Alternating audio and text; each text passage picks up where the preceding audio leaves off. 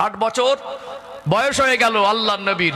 আমার নবীজির দাদু আব্দুল মুত্তালিব তিনি উপলব্ধি করছেন আমি আর হয়তো বেশি দিন বাঁচবো না। 9টা ছেলেকে ডাকলেন, ডেকে বললেন, দেখো আমার এই সোনার মানিক পোতা আমার দাদু ভাই, আমি যদি মরে যাই দেখভাল কে করবে? তিনি বিচক্ষণী জ্ঞানী মানুষ ছিলেন। ওনার আরো 9টা ছেলে বলছেন, আব্বাজান আমরা 9 ভাই বেঁচে আছি, একটা এতিম বাচ্চার দেখার অসুবিধা হবে না। তিনি বললেন, না, এইভাবে যদি ছেড়ে দিয়ে যাই, এ বলবে আমি দেখবো, ও বলবে আমি দেখবো না, ও দেখবে, এই ধাক্কা ধাক্কি হবে, কেউ গুরুত্ব দেবে না। তিনি বললেন, আমি চাই তোমাদের 9 জনের মধ্যে কোনো একজন একে দায়িত্বটা নিক, তাতে ভালো হবে না? হবে না। আল্লাহ নবী চাচা জানের মধ্যে চাচা আবু তালেবের দিলটা একটু বড় ছিল, উদার ছিল। চাচা আবু তালেব আল্লাহ নবীর দিকে বারবার দেখছিলেন আর আল্লাহ নবীকে কোলে ওঠানোর চেষ্টা করছিলেন। আল্লাহ নবীকে জিজ্ঞাসা করলেন, তুমি কার কাছে যাবো? বারবার চাচা আবু তালেবের দিকে দেখছিলেন। নবীজি চাচা আবু তালেব বলেছিল, আব্বাজান আপনাকে চিন্তা করতে হবে না, আপনি যতদিন বেঁচে আছেন আপনার ইন্তেকালের পরে আমার এই এতিম ভাইপোকে আমি আবু তালেব সন্তানের মতো করে আমার কোলে জাগা দেবো। বলুন সুবহানাল্লাহ। সম্মানিত ভাইয়েরা, 8 বছর বয়সে আল্লাহর নবীর দাদু দুনিয়া থেকে পরলোক গমন করলেন, ইন্তেকাল হয়ে গেলেন। 8 বছর বয়স থেকে নবীজির চাচা আবু তালেবের তত্ত্বাবধানে বড় হচ্ছেন। আমাদের বাচ্চাদের 5 বছর বয়স হওয়ার সাথে সাথে এখন কি লেখাপড়া শেখাবো সেই চিন্তা হয় কি হয় না? হয় না? স্কুলে দেবো না মাদ্রাসায় দেবো না মিশনে দেবো না কোথায় ভর্তি করলে কোন মাস্টারের কাছে দিলে ভালো লেখাপড়া শিখবে। আজকে যেমন সিস্টেমে লেখাপড়া শেখানো হয়, তদানীন্তন সময় শিক্ষার মান বা শিক্ষার এরকম সিস্টেম না থাকলে যুগ যুগ ধরে একটা শিক্ষার সিস্টেম ছিল কি ছিল না? কম আর বেশি একটা শিক্ষিত মানুষ ছিল। কিন্তু আল্লাহর নবী সাল্লাল্লাহু আলাইহি সাল্লাম চাচা জানের তত্ত্বাবধানে বড় হচ্ছে, আল্লাহর নবীর বয়স বাড়ছে, আল্লাহর নবী সাল্লাল্লাহু আলাইহি সাল্লামের তরুণ যুবক বয়সে যাচ্ছেন, আল্লাহর নবী সাল্লাল্লাহু আলাইহি সাল্লাম চাচার কাছে বড় হচ্ছেন। স্কুল কলেজে ইউনিভার্সিটিতে কোনো বিদ্যালয় কোনো শিক্ষাবিদের কাছে তিনি পড়াশোনা করতে যাচ্ছেন না। সম্মানিত ভাইয়েরা, একটা সময় মক্কা শরীফে অনাবৃষ্টি দেখা দিল। তদানীন্তন সময়ে মোড়ল তন্ত্র ছিল, গোত্রতন্ত্র ছিল, কবিলাতন্ত্র ছিল। আজও কিছু কিছু এলাকায় এই মোড়লের কথা মতো তার এলাকার মানুষ চলাফেরা করে না। আমরা আমার দেশের সংবিধানকে প্রাধান্য দেই, সংবিধানকে সম্মান করি, সর্বোচ্চ সম্মান শ্রদ্ধা আমাদের জীবন ব্যবস্থা, আমাদের ইসলামিক বিধান, আমাদের ধর্মীয় বিধানকে সামনে রেখে জীবন মানি। তারপরে গুরুজনকে একটু মানতে হয়। কি করতে হয়? গুরুজন মুরব্বীদের, বাবা মা চাচা মুরব্বী দাদুরা অনেক সময় নসিহাত করে, তাদেরকে মান্যতা দিতে হয়, তাদের কথা মানতে হয়, সম্মান করতে হয়। হয় না?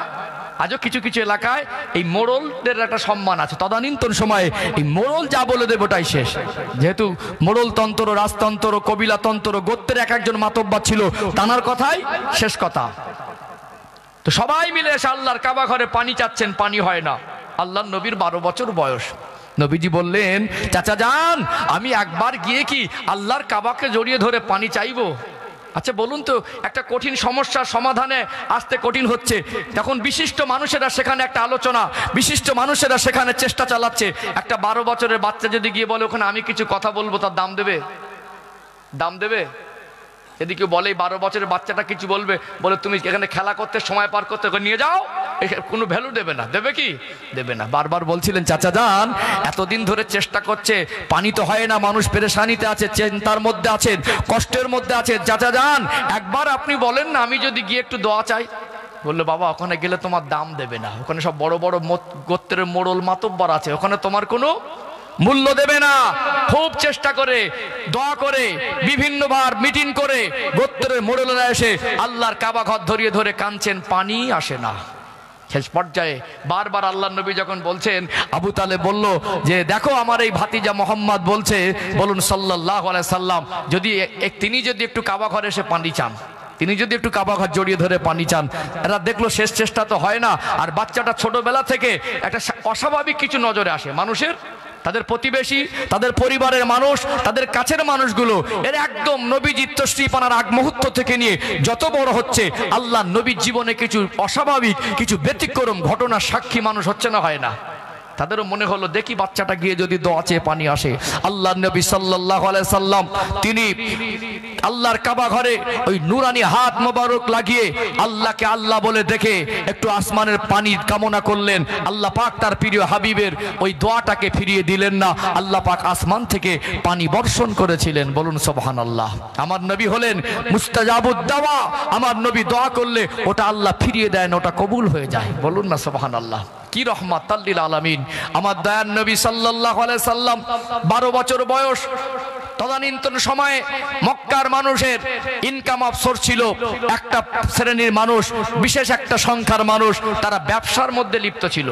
তারা মক্কা শহর থেকে মাল কেনাকাটা করে শাম সিরিয়ায় নিয়ে গিয়ে বিক্রি করলে তদানীন্তন সময়ে একটা ভালো টাকা নাফা অথবা লাভ হতো।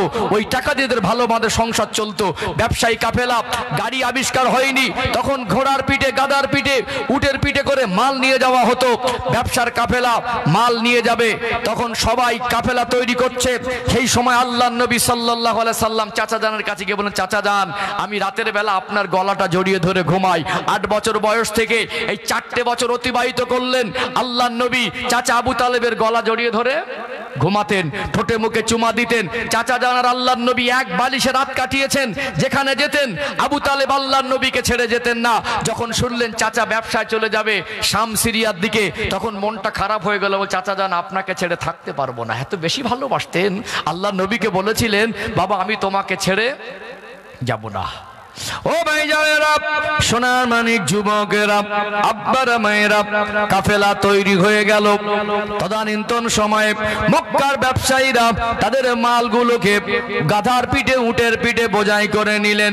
এক একজনের আন্ডারে কিছু উট, কিছু গাধা, অনেক পরিমাণে মালামাল। মরুভূমিতে 8 দিন 10 দিন 1 মাস সফর করাটা এটা অত সহজ নয়। আবার উত্তপ্ত পরিবেশ, কখনো মরুভূমির লোহ হাওয়া, এই মনে করে তারা সব গুছিয়ে বের হবেন। তখন আল্লাহ নবী তিনি একটা ভালো জামা পরে চাচা জানের পাশে এসে দাঁড়ালেন, বললেন কাফেলা শুরু করব। তদানীন্তন সময়ে আল্লাহ নবী যখন তিনি আল্লাহ নবী চাচা জানের সঙ্গী হলেন, ব্যবসায়ী কাফেলার মানুষেরা আবু তালেবকে বাধা দিতে লাগলেন। এত দূরত্বের রাস্তা, আপনি মাল সামলাবেন না বাচ্চা সামলাবেন? এই বাচ্চাটাকে সাথে করে নিয়ে যাওয়া সম্ভব নয়। আপনি এত জ্ঞানী মানুষ, আপনি এমন একটা ভুল করছেন সেটা আমাদের বুঝে আসে না। আমরা যদি জরুরি কাজে ব্যবসা সূত্রে অনেক দূরে যাই, যদি আমাদের বাচ্চারা জেদ করে, আমরা আব্বা হয়ে কি ওই জেদটা পূরণ করব? পূরণ করবে না। কারণ যদি কলিকাতায় মাল আনার ব্যাপার থাকে, অনেক ব্যবসায়ী মানুষ কাপড় ব্যবসা করে, কলিকাতা যাবে মালটা নিয়ে চলে আসবে। 12 বছরের বাচ্চা যদি জেদ করে আমি যাব, নিয়ে যাবে? ওকে এক ধমকে বসিতে বস, যা জিদ করবে তাই। জেদ সব জায়গায় প্রাধান্য পায় না। বাচ্চাদের জেদ সব জায়গায় প্রাধান্য। কাঞ্চে 10 টাকা দাও, খাবার খাওয়া আলাদা কথা, কিন্তু ব্যবসা সূত্রে যাব, তুমি জেদ করলে ওটা মেনে নেবে? আল্লাহ নবীর চাচা আবু তালেব এত বেশি ভালোবাসতেন, বললেন আমার ভাতিজাকে নিয়েই যাব। বারবার দেখছিলেন চাচা যান আমাকে ছেড়ে যাবেন না। আমার দাদু মরে যাবার পর থেকে আমি আপনার গলাটা জড়িয়ে ধরে ঘুমাই, আপনি আমাকে রেখে গেলে আমি কষ্ট পাবো। এত বেশি ভালোবাসতেন। আল্লাহ নবীকে কাছ থেকে পাওয়া, আল্লাহ নবীকে কোলের মধ্যে রেখে ঘুমানো, এটা খোশ নসিব না? কিন্তু তার একটা জীবনের বড় বদনসিব, তার নসিবে ইমান হয়নি। পরবর্তী সময় আমি বলবো, যাক যেভাবে ধারাবাহিক কথা আমি রেখে যাচ্ছি এইভাবে আগে বাড়ি। আল্লাহ নবী সাল্লাল্লাহু আলাইহি সাল্লামের চোখের দিকে দেখে, মুখের দিকে দেখে মায়া হয়ে গেল। একদিকে ব্যবসায়ী কাফেলার বিশিষ্ট মানুষেরা সব মানা করতে লাগলো, আবু তালেবে ভুল তুমি করো না, তুমি একবার বলো এই বাচ্চা সামলাবে না মাল সামলাবে? তিনি বলেছিলেন আমি দুটোই সামলাবো। বলুন না সুবহানাল্লাহ, দুটোই সামলাবো।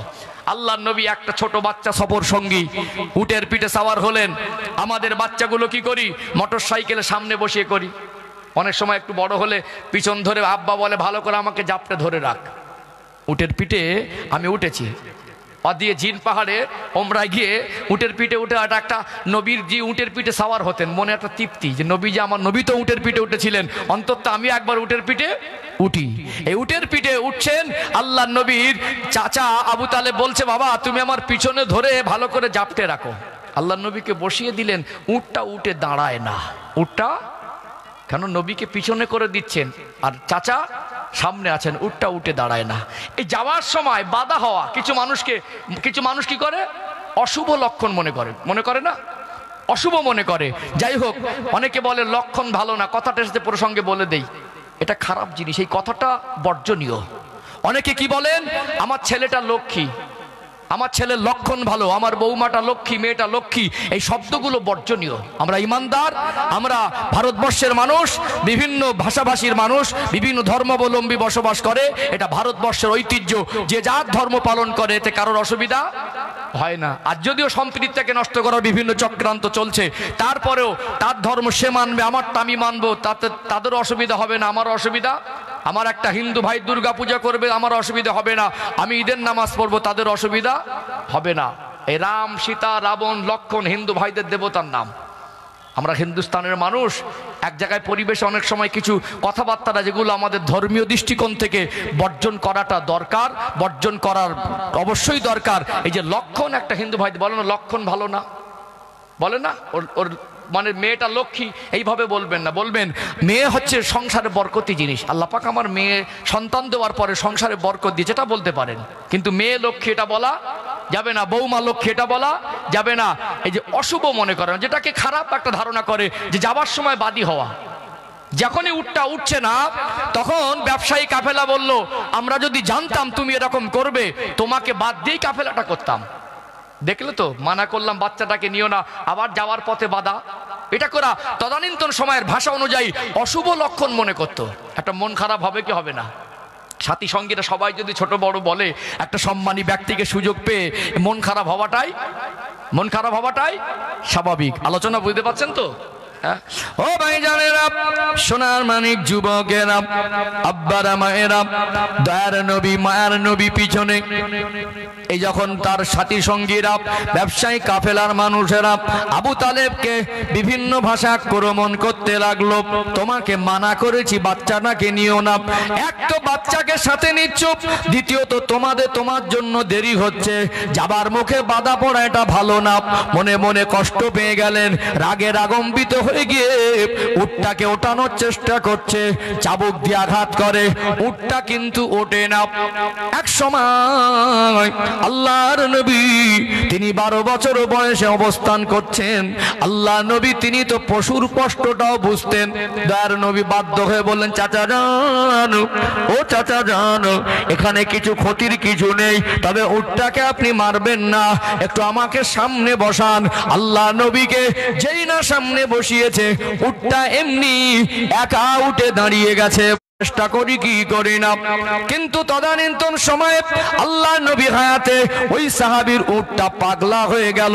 ওই সাহাবী আমার নবীর কাছে এসে, আমার শরীরে আর নেই, মনিব আমায় বোঝে না, আমায় ভারী ভারী বোঝা দেয় আর আমার খেতে দেয় কম, আমার তো বয়স হয়েছে, আগের মতো তো আমি আর বোঝা টানতে পারি না। আল্লাহ নবী বললেন, বাবা সাহাবী, তোমার উটের বয়স হয়েছে, তুমি খেতে দাও কম, বোঝা দাও ভারী, ও তো অসহ্য হয়ে পাগলামি করবে। আল্লাহ নবী রহমতের নবী বললেন, সাহাবী তোমার তো আরো অনেক উট আছে, তুমি ওই উটটা আমাকে হাদিয়া করে দাও। নবী চাইলে দেবেন কি দেবেন না? ইয়া রাসূলুল্লাহ, উটটা আপনাকে হাদিয়া করে দিলাম।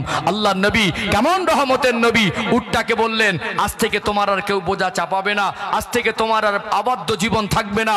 আমি রসুল তোমার মালিক হয়ে, ও আমাকে হাদিয়া করে দিয়েছে, আমি তোমাকে মুক্ত জীবন দিলাম। তুমি আজ থেকে আর বন্দী নও, তুমি চলে যাও যেদিকে মন চায়, তুমি স্বাধীনভাবে তোমার জীবন যাপন করবে, মরুভূমিতে ঘুরবে আর থাকবে। আমি রসুল তোমার বাকি জীবনটা স্বাধীনভাবে কাটানোর মতো জীবন তৈরি দিয়ে দিলাম। কি রহমতের নবী! বাবজিরা ভাইরা, নবী শুধু মানুষের নবী নয়, উটেরও নবী। আল্লাহ নবী উটের দরদ বুঝলেন, সামনে উঠলেন, উটটাও বুঝেছেন আমার রসুল সামনে, অমনি উঠে চলতে লাগলেন। আর জর্ডান বলে যে জায়গা, জর্ডানের ভিতরে একটা গাছ আছে, যে গাছটার বয়স 1400 বছরের বেশি, যে গাছটার বয়স 1400 বছরের বেশি, প্রায় 1500 বছর মতো। আল্লাহ নবী ওই 12 বছর বয়সে চাচা জানের সঙ্গে ওই শামে আসার সময় আল্লাহ নবী আর চাচা জান ওই গাছের তলায় বসেছিলেন, যেটাতে আরবিতে বলা হয় শাজারাতুম মুবারাকা, বরকতময় গাছ। ফেসবুকে মাঝে মাঝে লেখা দেখবেন, বৃহৎ একটা গাছের ছবি, ওই গাছটাকে সাহাবী গাছ হিসেবে ফেসবুকে অনেকে বাংলায় বলে সাহাবী গাছ। আল্লাহ নবী সাল্লাল্লাহু আলাইহি সাল্লাম ওই গাছের নিচে বসেছিলেন। আল্লাহ নবী ছোঁয়ার বরকতে ওই গাছটা আজও সেই জায়গায় জীবিত অবস্থায় দাঁড়িয়ে আছে, বলুন সুবহানাল্লাহ। ও ভাইজানেরা, সোনার মানিক যুবকেরা, আব্বারা মায়েরা, দয়ার নবী মায়ের নবী এই জায়গায় চাচা জানের সঙ্গে আসছেন, শামে ব্যবসায় চলে যাবেন। আল্লাহ নবী একটা গাছের নিচে আশ্রয় নিয়েছিলেন। একটা খ্রিস্টান পাদ্রী ধর্মগুরু আসলো, এসে বলল, আপনি কি কোথায় যাচ্ছেন? এই শামে ব্যবসায় যাচ্ছেন। আল্লাহ নবীর চেহারা দেখে, আল্লাহ নবীর বর্ণনা শুনে ওই মানুষটা বলতে লাগলো, আপনি খবরদার এই ছেলেটাকে নিয়ে যাবেন না, এ হলো বিশ্ব নবী হবে। এই বাচ্চাটার যদি বিশ্ব নবী হবে, ইহুদিরা জানতে পারে, খ্রিস্টানরা জানতে পারে, এই বাচ্চাটাকে জানে মেরে দিতে পারে। তখন আল্লাহ নবীর চাচা আবু তালেব আর তার কাফেলার মানুষেরা চিন্তায় পড়ে গেল। তখন কাফেলার মানুষেরা বলতে লাগলো, ও আবু তালেব, আমরা তোমাকে বারবার মানা করেছিলাম বাচ্চাটাকে সঙ্গে নিও না, বাচ্চাটাকে রেখে যাও। এখন দেখো ফের একটা বাধার সম্মুখীন হলো। দেখুন একবার তুমি বলো, তুমি এখানে থাকবে না আমাদের সঙ্গে যাবে? তুমি যদিও না যাও, আমরা আমাদের মালগুলো বিক্রি করতে নিয়ে যাব। আল্লাহ নবীর চাচা আবু তালেব ক্ষণিকের জন্য চিন্তায় পড়ে গেলেন, এতটা মাল নিয়ে এসেছি, ফিরিয়ে নিয়ে যাওয়া সম্ভব নয়, কি করি? আমার এই মুরব্বী বাধা দিচ্ছে। বললেন, এতগুলো মাল কি করব? বলে, অনুরোধ করছি যাবেন না, বাচ্চাটার ক্ষতি হতে পারে। তবে কিছুটা দূরে একটা বাজার আছে, এটা ছোট বাজার, ওই বাজারে নিয়ে গিয়ে আপনি মালগুলো বিক্রি করার চেষ্টা করতে পারেন। নবীকে এত ভালোবাসতেন, চাচা সিদ্ধান্ত নিল চলে যাক, আমি যাব না। এটা নতুন অপরিচিত জায়গা, স্বামী একাধিকবার গেছেন ব্যবসায়, কিন্তু ওই বাজারটা তিনি জানতেন না, ছোট বাজারে মাল তুলতে বাধ্য হয়ে তুললেন। এখন ওই জায়গার পরিবেশ তো ভালো করে জানতেন না, এসে মালামালের বিক্রি করবে, জিজ্ঞাসা করবেন যে কত দাম। উনি ডাইরেক্ট দাম না বলে ওনাদেরকে বললেন, আপনারা কতই কিনতে পারবেন। যারা ব্যবসায়ী তারা একটু চালাক হয়, অনেক মাল তুলেছেন, দেখলেন খরিদ্দার ভরে গেছে, যে এটা এত মাল আমাদের বাজারে উঠেছে। তখনকার দিনে ওখানকার মানুষেরা বলছে, এই মালগুলো আপনি কত টাকায় বিক্রি করবেন? নবীজির চাচা আবু তালেব বললেন যে আপনারা কত দিয়ে কিনতে পারবেন। উনি দেখলেন সামে বিক্রি করার যে দাম বা রেটের আশা করেছিলেন, তার থেকে ওই ছোট বাজারে দামটা অনেক বেশি বলছে। আল্লাহ নবী চাচা আবু তালেব মালগুলো অল্প সময় বিক্রি করে দিলেন। যতটা আশা করে বেরিয়েছিলেন এত টাকা লাভ হবে, লাভের পরিমাণ অনেক গুণ বেশি হয়েছিল। আল্লাহ নবী যেখানেই থাকে আল্লাহ পাক সেখানে বরকত দিয়ে ভরিয়ে দেয়। বলুন সুবহানাল্লাহ। নবীজির চাচা আবু তালেবের সঙ্গে বহু স্মৃতি আছে।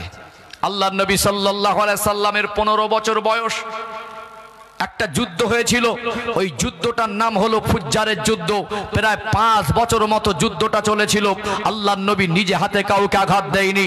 একটা গোত্রের মানুষের মালামাল লুট করে নেওয়ার কারণে একটা কঠিন পরিস্থিতি তৈরি হয়ে গেল। দীর্ঘদিন ধরে যুদ্ধ চলার কারণে মক্কার বহু বাচ্চারা এতিম হয়ে গিয়েছিল, বহু মা বোনেরা বেওয়া হয়ে গিয়েছিল, বহু মানুষ নিহত হয়েছিল। আল্লাহর নবী চিত্র দেখতেন, পেরেশান হয়ে থাকতেন। আল্লাহর নবীর জীবদ্দশা একটা সংগঠনে আল্লাহর নবীর ভূমিকা ছিল। ওই সংগঠনটার নাম হলো হিলফুল ফুজুল। আল্লাহর নবী সাল্লাল্লাহু আলাইহি সাল্লাম ওই হিলফুল ফুজুল সংগঠনে যে ভূমিকায় ছিলেন, সংগঠনের উদ্দেশ্য হলো ঐক্য শক্তি। আপনি একা মানুষ 10 জন অন্যায় করছে, সেখানে আপনি গিয়ে প্রতিবাদ করলে আপনার মূল্য নাও দিতে পারে। যখন 100 জন মানুষ অন্যায়ের বিরুদ্ধে দাঁড়াবেন, ওই 10 জন অপরাধী ওরা অবশ্যই দমন হতে বাধ্য হবে, হবে কি হবে না? অতএব সংগঠনের মূল উদ্দেশ্য হয় ঐক্য শক্তি। সম্মানিত ভাইয়েরা, আজকে আমাদের বাচ্চাদের 20 বছরে কত লেখাপড়া শিখিয়ে দেই না। আমি সংক্ষেপ করব আজকে দিনের মতো।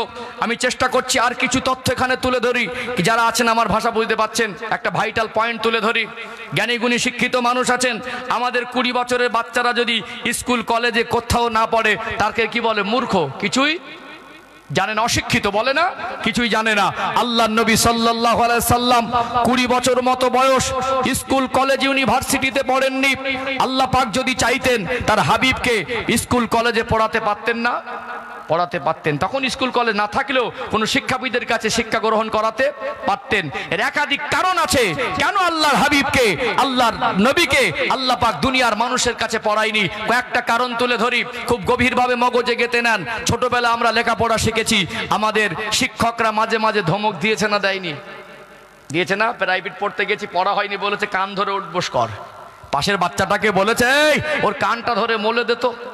আল্লাহর প্রিয় হাবিবকে দুনিয়ার কোন শিক্ষক ধমক দেবে, চোখ দেখাবে, কান ধরে উঠবোস করবে, এটা আল্লাহ পাক পছন্দ করেননি। আল্লাহর হাবিবকে আল্লাহ পাক নিজেই শিক্ষক হয়ে জ্ঞান দিয়েছিলেন, বলুন না সুবহানাল্লাহ।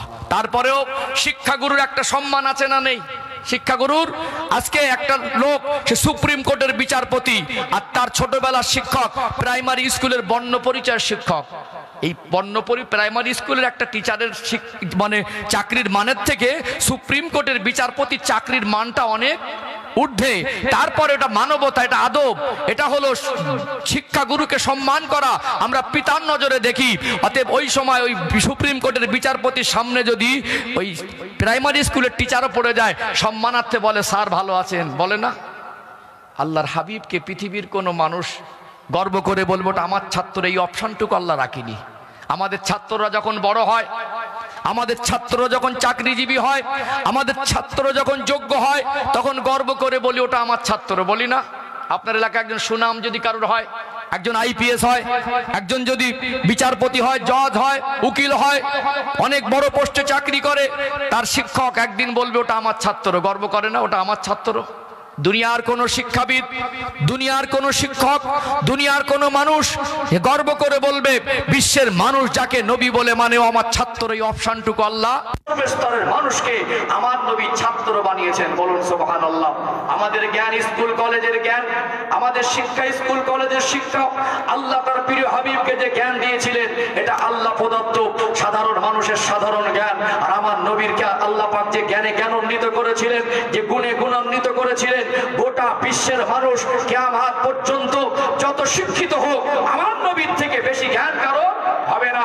কারণ নবী ডক্টরের নবী, মাস্টারের নবী, ব্যারিস্টারের নবী, ইঞ্জিনিয়ারের নবী, আমার নবী বৈজ্ঞানিকের নবী, আমার নবী গবেষকের নবী।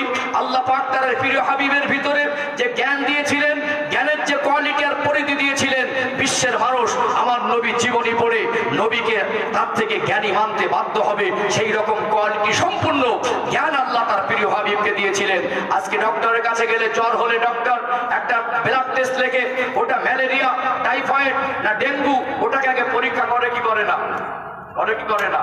আল্লাহ নবী সাল্লাল্লাহু আলাইহি সাল্লামের ভিতরে যদি চিকিৎসার জ্ঞান আল্লাহ না দিতেন, আজকে চরম উন্নতির যুগ, আজকে চিকিৎসা বিজ্ঞান অনেক আগিয়ে, আজকে মানুষ একটা মানুষের হার্ট নিয়ে আরেকটা মানুষের হার্টে লাগিয়ে দিচ্ছে, একটা মানুষের চোখ নিয়ে আরেকটা মানুষের চোখে লাগিয়ে দিচ্ছে, একটা মানুষের কিডনি নিয়ে আরেকটা মানুষের কিডনিতে লাগিয়ে দিচ্ছে। আজকে মানুষ অনেক শিক্ষিত হয়েছে, আজ তার একদল শিক্ষিত ডক্টর যারা আমার নবীকে মানে না, আমার নবীর ভিতরে চিকিৎসার জ্ঞান যদি আল্লাহ না দিতেন, আজ শিক্ষিত কিছু বিধর্মী ডাক্তার যারা আছে তারা বলেই বসতো বিশ্বের মুসলমানরা যাকে নবী আর নেতা বলে মানে সে স্কুলে পড়েনি, তার কোনো জ্ঞান ছিল না। এই কথাটা বলার পৃথিবীর কোন ডক্টরের সাহস হবে না। আজ থেকে 1400 বছর আগে যখন কোনো ল্যাবরেটরি তৈরি হয়নি, পরীক্ষা নিরীক্ষার মেশিন যন্ত্র আবিষ্কার হয়নি, আল্লাহর নবী সাল্লাল্লাহু আলাইহি সাল্লাম সাহাবাদের চিকিৎসার ইনফরমেশন দিয়েছেন।